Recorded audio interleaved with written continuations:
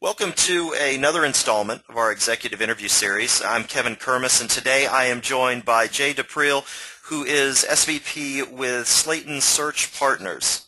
We're going to be talking about building effective relationships with retained search professionals. And before we get started, let me share a little bit about Jay. Jay's, as I mentioned, is the Senior Vice President with Slayton Search Partners and brings 15 years of retained executive search experience. Jay focuses his search practice on senior-level executive management positions for the life, health, and property and casualty insurance industry, as well as integrated healthcare systems, hospitals, and academic medical centers. You can reach Jay directly at jdupreel@slaytonsearch.com. Jay, welcome. Kevin, it's great to be here today. Well, thanks for taking time. Let's dive right in. What are some expectations that executives should have when first engaging with an executive recruiter? Well, I think probably the most critical aspect of developing a relationship with the retained search consultant is understanding the business model of the retained search industry. I will have a lot of senior level executives call me up and have expectations of helping them find a job. They'll call me up. There'll be a CFO that may have left an organization. There'll be a chief actuary that is no longer with an organization. They're looking for their next opportunity, and they'll call me up and point blank ask me, how can I help them find a job? And unfortunately, that's not the way that our industry works. So having a firm understanding of how the retained search world actually works is critically important. And to quickly describe that to you, in a nutshell, my clients are large companies. They're usually the head of human resources, the board of directors, the C-level executives in their organization. They have a need for a particular kind of executive in their organization, and they will go ahead and they will pay me an executive, they will pay me a retainer to conduct a nationwide retained search to go out and find specific talent for a specific need that they might have. So I think understanding that model is critically important to successfully establishing a relationship with a retained search professional. Okay, great. You know, as we both know, there is an inordinate surplus of talent out there, more so than we've seen in probably close to 15 to 20 years. And some great folks who are out there on the street who are looking, who've never found themselves in this position before. What advice would you give to executives who are looking to stand out from the pack? Well, I think there's a couple of things, and that involves obviously the traditional aspects of networking and making sure that your network is primed, that you have good relationships with people in your industry. I think, unfortunately, a lot of people, a lot of executives really don't think through the contingencies if they are let go from a role, from their job, how they're going to go ahead and execute a search to land their next role.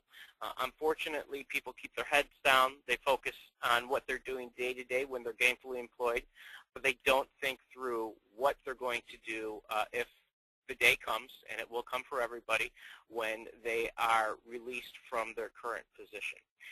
What I typically share with executives is that when you are let go from a position, your new job is actually going out and finding your next role. And I always counsel executives that once they're laid off, once they get past the experiencing a little bit of grief, it's important for them to then create a strategy to identify the organizations that they think they'd like to go to work for and figure out ways to get their foot in the door and start conversations. Even, as you mentioned, with the amount of talent that is on the street now, finding talented executives for specific roles in specific companies is always going to be a challenge. So companies are always on the lookout for great talent. And it's your job as that executive to go out and figure out how you're going to get on the radar screen of those companies. And that involves networking. That involves having your profile, having a robust LinkedIn profile up there, making sure that your resume is in the database of all the job boards, such as the Monster and 100K and the Ladders. And then, of course, making sure that your resume is in the database of all of the retained search firms. You never know what retained search firm is going to be working on what assignment, and you want at least to have the visibility so that you can at least be tapped on the shoulder and to see if that matches with your experiences, so you can throw your hat into the ring. You know, one of the on the heels of what you were saying and trying to stand out, you know, the comment you made about executives having their head down and trying to excel at their job and focusing there is, you know, is certainly something that most folks think this is what I need to do and this is where I need to focus. And something I always talk to clients about is that, you know, when you move into that search mode, it shouldn't be this enormous paradigm shift. And some of the things you can do on the front end is not only do a good job, but make sure that people in your industry know that you're exceptionally good at what you do. Because like you said, organizations are always looking for top talent. And they don't necessarily need to have an opening. I mean, I'm sure you've done plenty of confidential searches, and sometimes the person that's sitting in that seat may have gotten the company to where they are, but isn't necessarily going to get them to where they need to go. Absolutely. Companies go through different life cycles where they need different types of talent to help lead their organization. And it's also critically important that you are well known in your industry, that you do attend networking events, that you do develop relationships even with your competitors. The worst thing for an executive to be is invisible. And it is critically important that you do have visibility throughout your career, especially when things are going very well for you. I always encourage people to publish, to get out there and speak, to let others know about what they've accomplished so that when that time comes and they do have to move, you're absolutely right. It is not like turning a ship. And one other thought is that people don't think about networking with headhunters, with retained search consultants. And that's something that I believe is absolutely critical. If a recruiter calls you, pick up the phone and have a conversation. Even if you're absolutely convinced that you're not going to make a move, you want to try and help the recruiter out, point them to talent that they may not be aware of, and make sure that when that recruiter calls that they think of you as a resource, so that if in the future you are let go from a position, you will have someone that you can turn to and you can bounce ideas off of, and you can utilize their network to potentially network with you into the next position.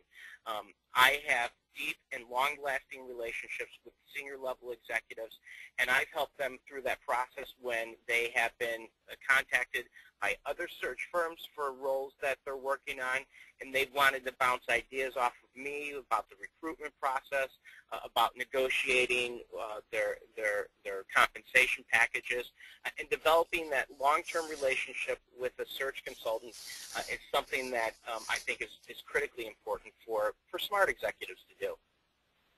I would completely agree. Along those same lines, what are three of the biggest mistakes you see executives making with search professionals? Three biggest mistakes that I always see people make, and I see them make these mistakes consistently.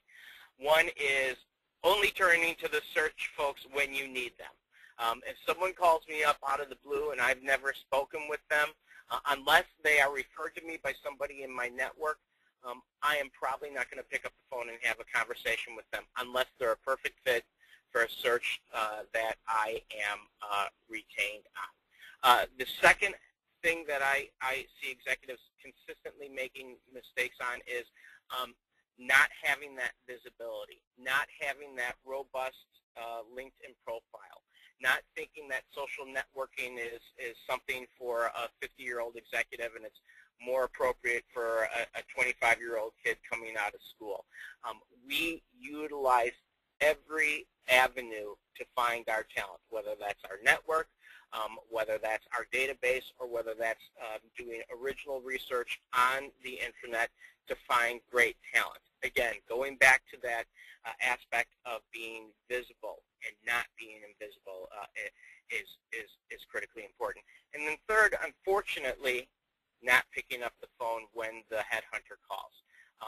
It always amazes me when someone won't take the time out to have a 10-minute conversation because they won't crack the door open and at least explore what may be the right opportunity for them.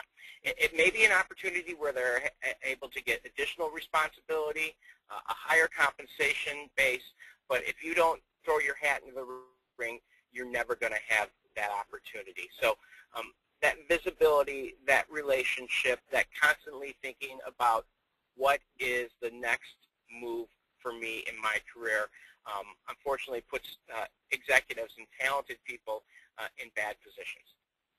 You know, I talk to clients all the time about making sure that they become a hub for information in their field, and whether that is them generating good content like you talked about, being published, being interviewed, but beyond that, being tied in like you talked about with search firms and with good niche professionals in your industry. Whether you like the job or interested in the opportunity or not, you become a magnet and a resource both for that executive search professional as well as other individuals who may be out there looking, and you become known as being, quote, in the know, and that's a great spot to be in. Absolutely. I call that being a connector. Absolutely. You want to be that hub of information. You want to be helpful because it will come back to help you out. Once you get known as a connector, you'd be surprised at the opportunities that come your way. And I highly encourage people to do. You know, there's that nebulous term of networking. What does that mean? And I really view that as being as helpful as you possibly can be to as many people as you possibly can be. Well, we've got just a real quick second here left. Any additional advice you'd lend executives in transition when it comes to working effectively with retained search professionals? Absolutely. Two things is that when you are in transition, I really think your viewpoint, your paradigm really has to shift. And what I tell people that are in transition is that this can turn out to be the greatest opportunity in your life. It's the one chance where you really get to sit back and ultimately decide what is my next best move and how do I position myself to capitalize on that. And again, I go back to that strategy. If you're in transition, your job is finding your next job. Right. And your payment is your next role. And then developing those ongoing deep relationships with retained search professionals so that you become a known quantity. I focus in the insurance industry. I am constantly connecting with senior level executives to find out who the movers and shakers are in the industry. And it's good to be on my radar screen. It's good to be on the radar screen of the colleagues that actually focus in the insurance industry with me, and I think that goes across the board to any particular industry that you might focus in on. Well, Jay, thanks for taking time out to chat with us today. I know you're an exceptionally busy guy. What's the best way for people to reach out and get a hold of you? Two ways. The best way, obviously, is to reach out to me through my email address, which is jdaprille, JDAPRILE, @SlaytonSearch.com, or link in on me to my network in LinkedIn. I'm always looking to expand my network. Well, again, I truly appreciate you taking time out to chat with us today. For those of you listening in, for more interviews in the Executive Interview Series, you can visit us at kermisconsulting.com. And for both Jay and myself, this is Kevin Kermis, signing off.